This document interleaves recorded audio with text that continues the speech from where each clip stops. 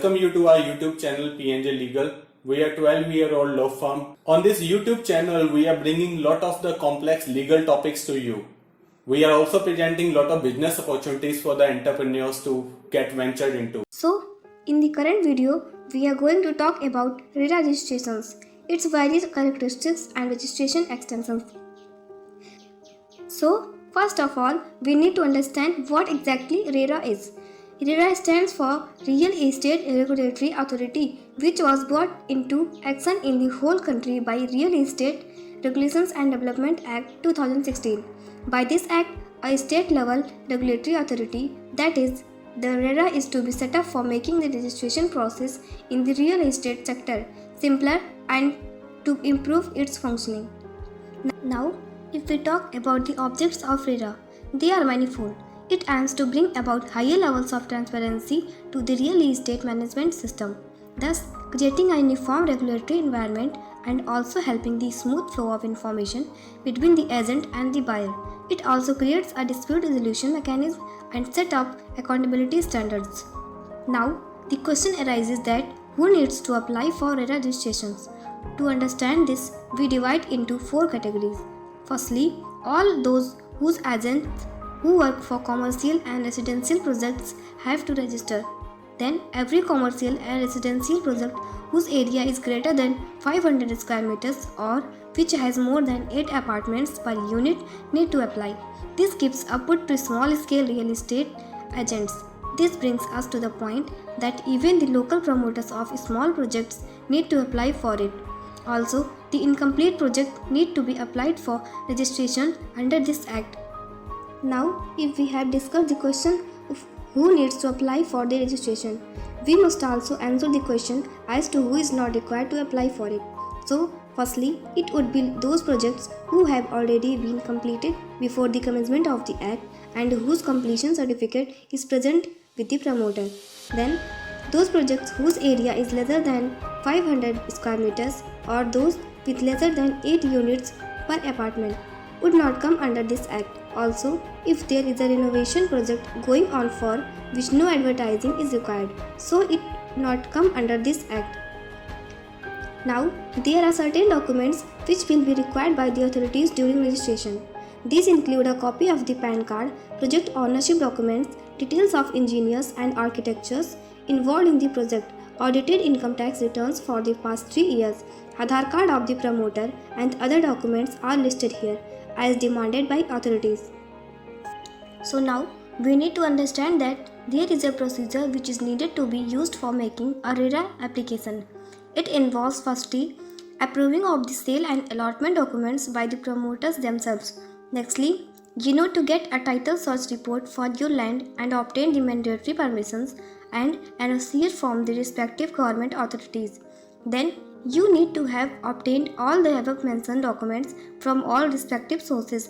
Then, you need to apply by filling application form A and paying the required fees. Now, the question arises that would there be any penalty on a person if he does not register with RERA when he is required under the conditions to do so? The answer is yes. He would be penalized if he fails in registering himself. Section 59 of the Real Estate Regulation and Development Act 2016 says that there will be a penalty of 10% of the estimated project cost if a person fails to register. It is further provided in clause 2 of the same action that if the person continues not to comply with the orders given under this first clause, then he may be penalized with a further 10% of the estimated project cost or with imprisonment for up to 3 years or with both. Now, we need to move on further to the second part of this video, which is small but very important and inevitable, which the question of RERA comes up. It is commonly called RERA extensions. Now, firstly, what do we mean by RERA extensions? RERA extensions means an extension in the time limit for which the RERA registration was granted. Now, to understand extension, we need to understand that every registration under RERA has a fixed valid period because a work or project cannot go on forever. Therefore, that fixed period cannot be termed as a valid period. Now, if the work has not been completed in the due period because of some valid reason, then there can be extension of the valid period which can be obtained by submitting an extension application at the RERA office. However, the RERA cannot be extended under any circumstances. There are two specific grounds for RERA extension. The first one is called the force majeure. It deals with the nature calamities such as earthquakes, floods, epidemics, etc., due to which the project may not have been completed. Therefore, an extension may be granted on this ground. The other ground to seek extension is the ground not concerning force majeure, which depends solely on the direction of the authorities. If the authorities find the ground relevant and appropriate enough for extension, an extension may be granted in that cases as well. However, the extension granted may only be for an year. Now, we need to understand that even after the RERA registration has been granted, it can be revoked as well, because there are certain rules and regulations of RERA which must be compiled by. If not compiled by, the registration may be revoked. This revocation may happen through two possible ways.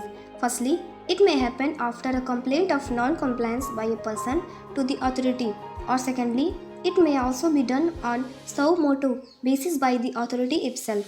As a result of both these steps, a show cause notice is sent to the promoter. Now, there are certain grounds of sending a show cause notice. It may be sent if there is a default on the part of promoter, that is, if there is any wrong document submitted by the promoter.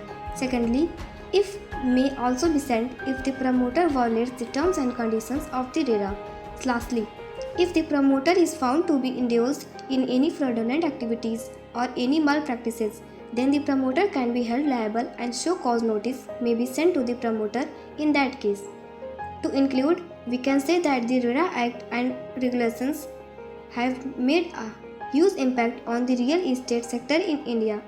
Hopefully, there will be more developed in the Act, thus helping us to create a better space for investors, agents and promoters in the sector and make it a more efficient and encouraging venture for all.